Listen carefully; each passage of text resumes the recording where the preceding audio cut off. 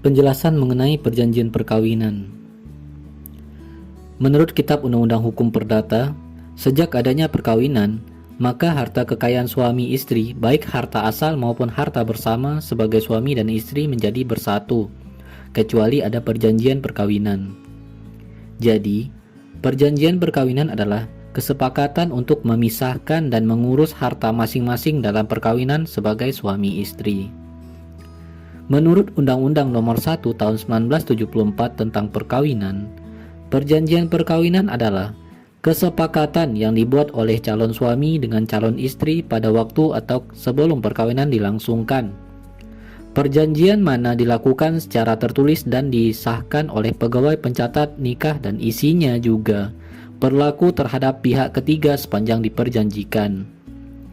Perjanjian perkawinan itu mulai berlaku sejak perkawinan berlangsung dan tidak boleh diubah kecuali atas persetujuan kedua belah pihak dengan syarat tidak merugikan pihak ketiga yang bersangkut.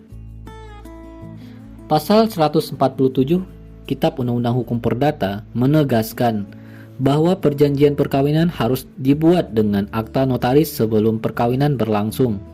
Sedangkan pada pasal 29 ayat 1 Undang-Undang Perkawinan menegaskan bahwa pada waktu sebelum perkawinan berlangsung, kedua belah pihak atas persetujuan bersama dapat mengadakan perjanjian tertulis yang disahkan oleh pegawai pencatat perkawinan setelah mana isinya berlaku juga terhadap pihak ketiga sepanjang pihak ketiga tersangkut.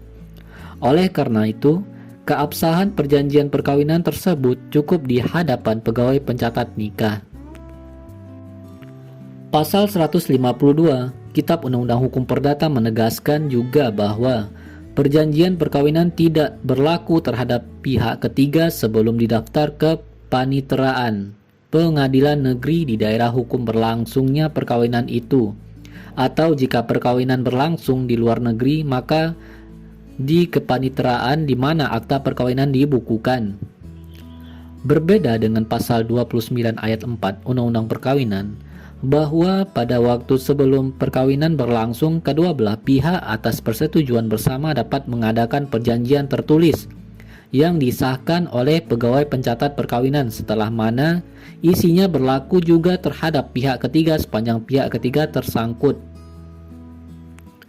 Kitab Undang-Undang Hukum Perdata mengatur azas percampuran bulat sebagaimana dinyatakan dalam pasal 119 KUH Perdata, yang berarti bahwa kekayaan suami istri yang dibawanya ke dalam perkawinan itu dicampur menjadi satu, menjadi harta persatuan.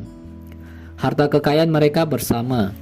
Jika mereka bercerai, meskipun baru 1 bulan menikah, maka kekayaan mereka itu harus dibagi dua, masing-masing setengah bagian. Berbeda dengan undang-undang perkawinan yang mengikuti pola hukum adat menganut azas perpisahan harta, sebagaimana tercermin dalam pasal 35 Undang-Undang Perkawinan yang menentukan bahwa harta yang dibawa oleh masing-masing suami istri tetap menjadi milik masing-masing. Yang dicampur menjadi satu hanyalah harta yang diperoleh dari usaha bersama selama pernikahan, atau disebut dengan harta gono gini atau harta bersama. Isi perjanjian perkawinan terserah kepada dua belah pihak, asal saja tidak bertentangan dengan ketertiban umum dan kesusilaan.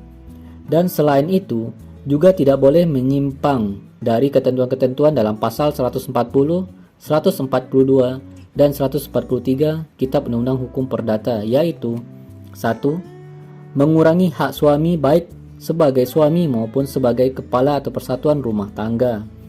2. Menyimpang dari hak-hak yang timbul dari kekuasaan sebagai orang tua. 3. Mengurangi hak-hak yang diperlukan undang-undang kepada yang hidup terlama. 4. Melepaskan haknya sebagai ahli waris menurut hukum dalam warisan anak-anaknya atau keturunannya. 5. Menetapkan bahwa salah satu pihak menanggung hutang lebih banyak daripada bagiannya dalam keuntungan. Bila hal ini dilanggar, maka apa yang diperjanjikan itu dianggap sebagai tidak tertulis sehingga masing-masing akan menerima setengah bagian dari keuntungan dan memikul setengah bagian dari kerugian.